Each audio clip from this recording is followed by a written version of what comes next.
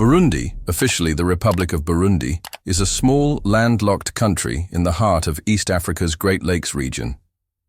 Despite its modest size of just 27,134 square kilometers and population of approximately 12 million people, Burundi possesses one of Africa's most complex and tragic histories, marked by ancient kingdoms, colonial disruption, ethnic tensions, and recurring cycles of violence. The country's story reflects broader themes of African political evolution, the devastating legacy of colonialism, and the ongoing challenges of building inclusive democratic institutions in deeply divided societies.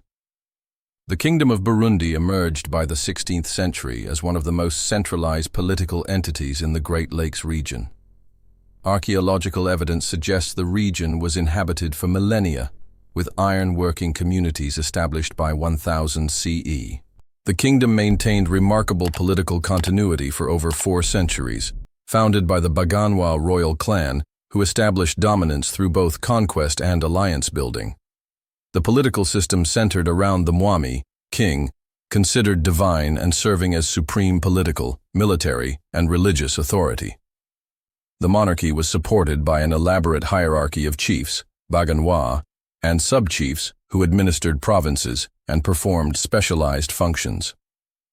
This system allowed for effective governance across diverse terrain and populations while maintaining central authority. Society was organized around 3 main groups: the Hutu, farmers, 85%, Tutsi, cattle herders, 14%, and Twa, hunter-gatherers, 1%. Crucially, these groups shared the same language, Kirundi, culture, and religious beliefs, with distinctions being primarily occupational rather than ethnic. Intermarriage was common, and social mobility was possible through military service, marriage, or acquiring cattle. The economy was based on agriculture and cattle herding, with a complex system called ubugabire, where cattle were loaned in exchange for services. This created networks of reciprocal obligations, binding different groups together, while establishing hierarchical relationships. Trade routes connected the kingdom to coastal markets, bringing iron tools, salt, and luxury goods in exchange for agricultural products and crafts.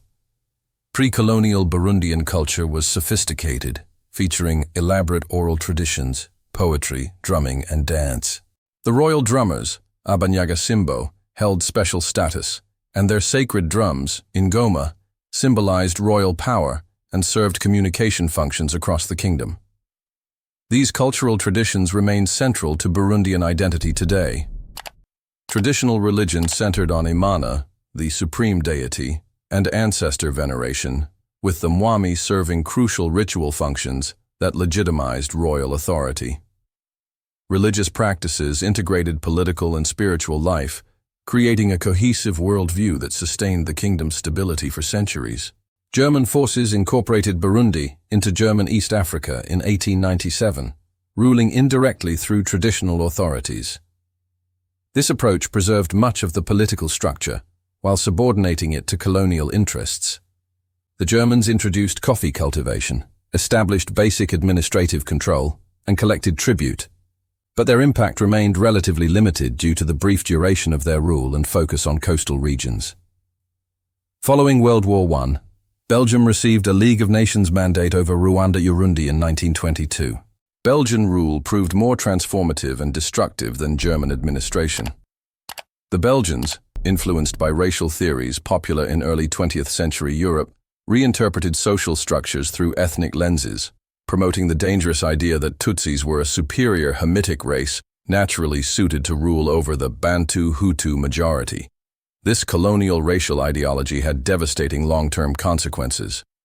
Belgian administrators favored Tutsis in education, administration, and the military, creating resentment among the Hutu majority while also putting pressure on Tutsi communities to live up to colonial expectations. The colonial government gradually replaced traditional chiefs with those who would cooperate with Belgian interests, undermining the traditional system's legitimacy. Colonial policies included forced labor for public works projects, mandatory cultivation of cash crops like coffee and cotton, and Christian missionary activities. The Catholic Church played a particularly important role, establishing schools and hospitals while converting much of the population. However, education remained limited and primarily served colonial administrative needs, creating only a small educated elite. The introduction of identity cards that classified people as Hutu, Tutsi, or Twa represented one of colonialism's most destructive innovations.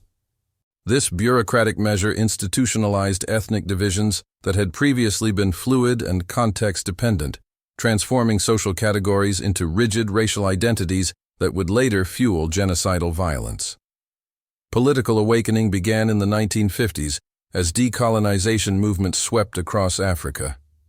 The formation of political parties like the Union for National Progress, UPRONA, founded by Prince Louis Rwagasore, son of Mwami Mwambutsa IV, marked the beginning of organized nationalist politics. Rwagasore emerged as the most promising leader, advocating for independence while attempting to bridge ethnic divisions and maintain national unity. His vision of a unified Burundi transcending ethnic categories offered hope for peaceful decolonization. However, his assassination in October 1961, just months before independence, removed this unifying figure and created a dangerous political vacuum. The circumstances of Rwagasore's assassination revealed the depths of political polarization that had emerged during the colonial period. His death was orchestrated by political rivals with support from colonial authorities who feared his popular appeal and Pan-African vision. This tragic event foreshadowed the political violence and ethnic tensions that would plague independent Burundi. Burundi gained independence on July 1, 1962, as a constitutional monarchy under Mwami Mwambutsa IV. The nation faced enormous challenges: extreme poverty, minimal infrastructure, and 98% illiteracy. Prince Rwagasore's assassination had removed the most promising leader, leaving a fragmented political landscape. Pierre Ngendandumwe, a Hutu prime minister, was assassinated in 1965, further destabilizing politics. When Hutu parties won the 1965 elections, but a Tutsi prime minister was appointed, Hutu army officers attempted a coup in October. The failed coup led to severe repression of Hutu leaders and established patterns of ethnic violence and military intervention. In 1966, Captain Michel Micombero overthrew the monarchy, establishing the First Republic under Tutsi military dominance. His regime was characterized by authoritarian rule and increasing marginalization of the Hutu majority. The most tragic event occurred in 1972, when a localized Hutu uprising in southern Burundi escalated into systematic genocide orchestrated by the Micombero government. What began as a limited rebellion, possibly provoked by government agents, became a pretext for the systematic elimination of Hutu intellectual and political leadership. The government's response was swift and brutal. Lists of educated Hutu were prepared in advance, and systematic killings began in schools, government offices, and universities. Teachers, students, civil servants, military officers, and anyone with secondary education were targeted for execution. The violence was not spontaneous ethnic hatred, but a calculated political strategy to maintain Tutsi dominance by eliminating potential Hutu leadership. The 1972 events resulted in an estimated 100,000–200,000 deaths, primarily Hutu, and forced hundreds of thousands to flee to neighboring countries, particularly Tanzania and Zaire. This genocide decapitated Hutu intellectual capacity for a generation, creating a demographic and educational imbalance that persisted for decades. The international community's muted response established a pattern of neglect that would characterize external reactions to subsequent Burundian crises. The genocide created deep psychological trauma and lasting grievances that would fuel future cycles of violence. Survivors carried memories of loss and injustice that were transmitted to subsequent generations, while the Tutsi minority lived with fear of Hutu revenge. These unhealed wounds became the foundation for the even more devastating violence that would erupt 2 decades later. Colonel Jean-Baptiste Bagaza overthrew Micombero in 1976, promising reform while maintaining Tutsi dominance. His regime focused on modernization, but became increasingly repressive, particularly toward the Catholic Church. Major Pierre Buyoya took power in 1987, initiating democratic reforms after ethnic violence in 1988. Under internal and international pressure, he began a transition process leading to the historic 1993 multi-party elections. The 1993 presidential election was historic when Melchior Ndadaye, a Hutu candidate from Frodebu, won in elections judged free and fair. However, on October 21, 1993, just 4 months after taking office, Ndadaye was assassinated in a military coup attempt by Tutsi officers. The assassination triggered massive ethnic violence and plunged the country into civil war lasting over a decade. Hutu rebel groups formed, including the CNDD-FDD and Palipe Hutu FNL, fighting against the Tutsi-dominated army. The conflict was characterized by extreme brutality, massacres of civilians, and forced displacement. Pierre Buyoya returned to power in 1996, but the war escalated. The international community, led by Julius Nyerere and later Nelson Mandela, initiated peace processes culminating in the Arusha Peace Agreement in 2000, though fighting continued until main rebel groups joined the process in 2003-2004. Elections in 2005 resulted in victory for CNDD-FDD and Pierre Nkurunziza's election as president. The former rebel leader promised reconciliation and development, with early years seeing relative stability, economic growth, and successful ex-combatant reintegration. The Disarmament, Demobilization and Reintegration (DDR) program successfully integrated over 55,000 former combatants into civilian life, or the reformed military and police forces. The new constitution established power-sharing mechanisms, including ethnic quotas in government and military, to prevent domination.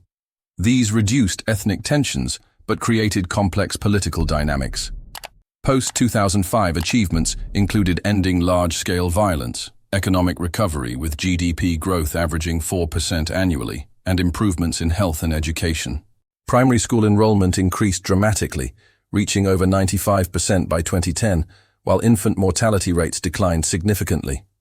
However, challenges persisted, including widespread corruption, weak institutions, and limited economic opportunities. The country remained heavily dependent on foreign aid, which comprised over 40% of the national budget. Political space gradually narrowed as Nkurunziza consolidated power, restricting media, civil society, and opposition parties through intimidation and restrictive legislation. In 2015, Nkurunziza's announcement of a third-term bid sparked massive protests and constitutional crisis. Opposition argued this violated the Constitution and Arusha Agreement. Violent repression led to hundreds of deaths, and over 400,000 refugees fled to neighboring countries. A failed coup in May 2015 further destabilized the situation. The disputed 2015 elections, boycotted by most opposition, confirmed Nkurunziza's victory amid violence and intimidation. The post-2015 period saw continued repression, human rights violations, and economic difficulties. Burundi withdrew from the International Criminal Court and restricted UN operations, isolating itself internationally. Nkurunziza died suddenly in 2020 and was succeeded by Evariste Ndayishimiye, who has promised reforms but faces fundamental challenges. Economic problems have worsened, with Burundi remaining one of the world's poorest countries. Population growth, environmental degradation, and climate change pose additional development challenges. Burundi's history illustrates both the potential and challenges of post-colonial African development. The sophisticated pre-colonial kingdom demonstrated African political capabilities, while colonialism weaponized social differences with devastating consequences. The post-independence period has been marked by recurring violence, military rule, and failed democratic experiments. The 1972 and 1993 genocides represent some of Africa's worst atrocities and continue shaping contemporary politics. However, the successful Arusha peace process and relative stability since 2005 show that reconciliation is possible. Current challenges, poverty, weak institutions, political repression, and environmental degradation are formidable but not insurmountable. Burundi's future depends on learning from its tragic history while building inclusive democratic institutions. The country's cultural heritage, resilient population, and strategic location provide foundations for progress, but success requires addressing deep-seated grievances and structural inequalities that have fueled decades of conflict. Thanks for watching. If you enjoyed this video, please like, share, comment, and subscribe to the channel for more engaging historical content.